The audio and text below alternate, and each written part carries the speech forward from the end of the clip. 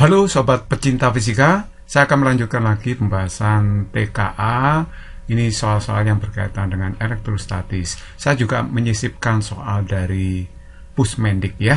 Oke, nomor 1, muatan listrik Q1 10 mikrokulum dan Q2 20 mikrokulum dan Q3 terpisah seperti ditunjukkan gambar. Agar gaya kulum pada muatan Q2 0, maka muatan Q3 harus sebesar berapa? Oke, Q3 itu harus bermuatan positif ya, gak mungkin negatif, karena dia harus menolak Q2, jadi arah gayanya nanti ke kiri, saya beri nama F23. Kemudian Q1 dengan Q2 ini juga tolak menolak ya, jadi ditolak Q2 nya, arah gayanya ke kanan, F21. Oke, nah di sini dikatakan jumlah gaya pada Q2 itu 0, berarti kalau begitu resultan gaya yang berlawanan, berarti F21 dikurangi F23 sama dengan 0, berarti F21 sama dengan F23. Nah, F21 berarti K2 Q1 per R21 kuadrat, ini gaya kulum ya, K2 Q3 per R23 kuadrat. Nah, di sini kita bisa mencoret Q2-nya, kemudian K-nya juga kita bisa coret, kemudian tinggal ini ya, Q1 per R21 kuadrat sama dengan Q3 per R23 kuadrat. Q1-nya diketahui 10, masuk R21, jarak 21 itu A ya. Kemudian jarak 23 itu setengah A. Saya masukkan ini. Kemudian saya hitung, ini 10 per A kuadrat, Q3 per 0,25 A kuadrat. Nah, A kuadratnya bisa saya coret, berarti Q3-nya adalah 10 kali 0,25 berarti 2,5 mikrokulum. Jadi kalau begitu positif 2,5 mikrokulum. Jadi jawaban yang tepat adalah B. Nomor 2, dua buah muatan plus 6 mikrokulum dan min 6 mikrokulum diletakkan pada titik sudut segitiga sama sisi seperti tampak pada gambar. Jika konstanta kulum diketahui, maka resultan medan listrik di titik A sebesar berapa mega newton per kulum? Medan listrik di titik A itu disebabkan oleh muatan yang berada di C, yaitu EC. EC itu arahnya menuju muatannya karena muatannya negatif ya. Kemudian disebabkan oleh B, arahnya menjauhi muatannya karena ini muatannya positif. Nah, jadi seperti itu kalau menggambar vektor medan listriknya. Kemudian sudut antara EB dengan EC jelas 120 derajat karena pelurus dari 60. Jadi kalau begitu di sini EB itu sama dengan EC. Kenapa? Karena jarak titik A ke B dengan A ke C itu sama, 10. Kemudian muatan yang menimbulkan medan listrik juga sama, 6 mikrokulum gitu ya, sama-sama 6. Jadi kita harus menghitung nilai mutlaknya saja tanpa tanda negatif ya. Jadi kalau begitu ini K-nya 9 kali 10 pangkat 9, saya hitung EC itu berarti muatan di C, tidak usah negatifnya dimasukkan, 6 kali 10 pangkat min 6 per 0,1 kuadrat, karena 10 cm saya jadikan meter.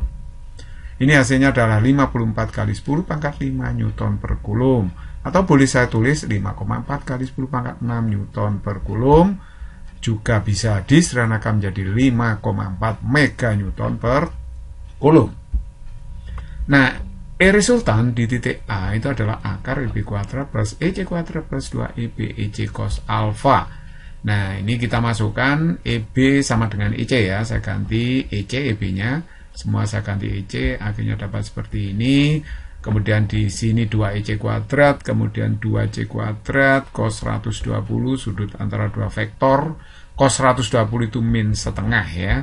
Jadi kalau begitu di sini 2EC kuadrat dikurangi EC kuadrat, lalu di akar, berarti ini hasilnya adalah EC. Tadi EC-nya mana? Ini 5,4 mega newton per kulum. Jadi jawaban yang tepat adalah D. Nomor 3. Nah, ini soal dari Pusmendik ya. Cuma saya persingkat ini soalnya. Dua bola kecil bermuatan listrik Q1 Q2 dan berjarak R saling tolak menolak.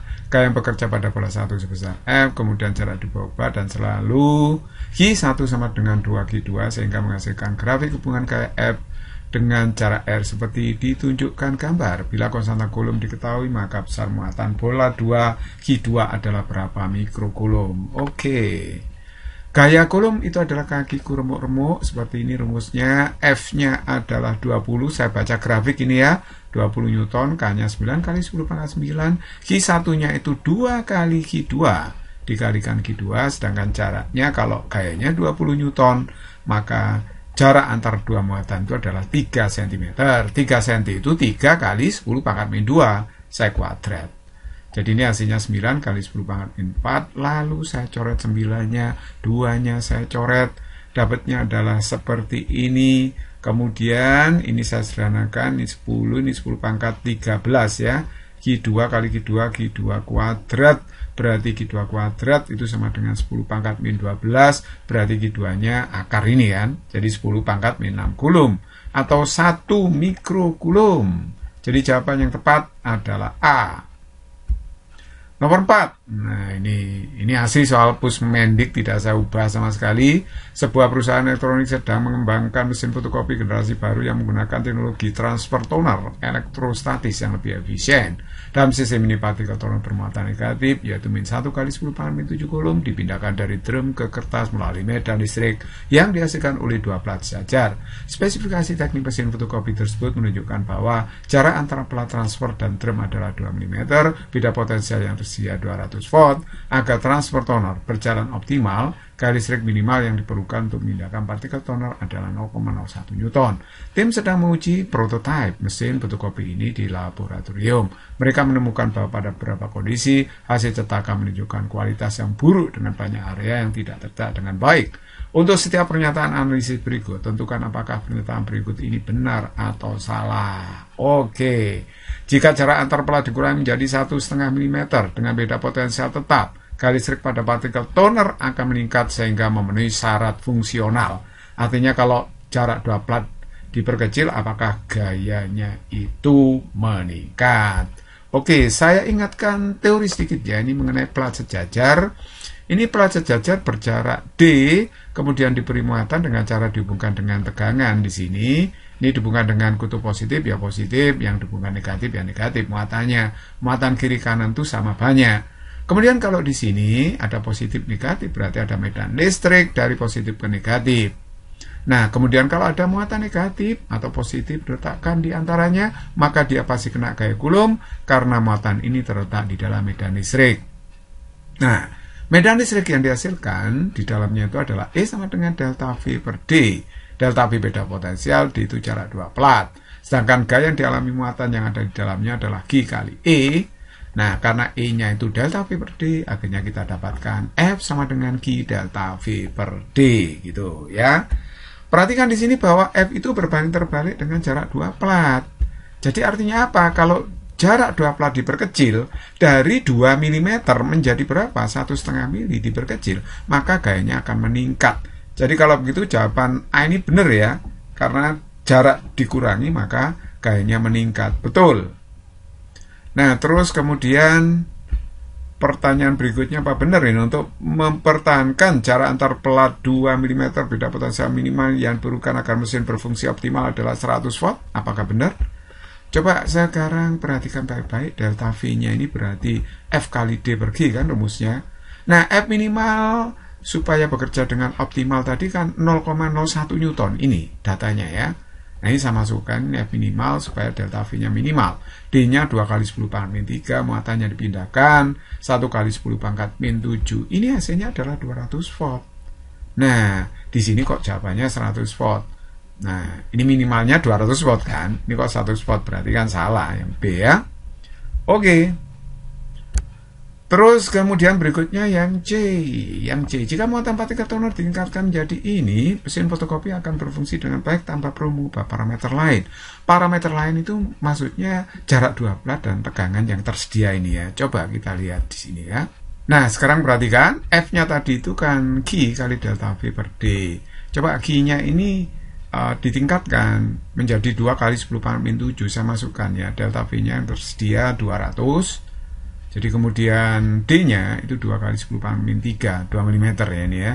Jadi ini hasilnya adalah 2 kali 10 pangkat min 2 Newton atau 0,02 Newton. Ini melebihi gaya minimal optimal untuk mengoperasikan mesin fotokopi kan. Jadi ini lebih besar dari 0,01 Newton. Jadi kalau C ini jika muatan partikel toner ditingkatkan menjadi 2 kali 10 pangkat min 7 Coulomb, mesin fotokopi akan berfungsi dengan baik tanpa perlu mengubah parameter lain.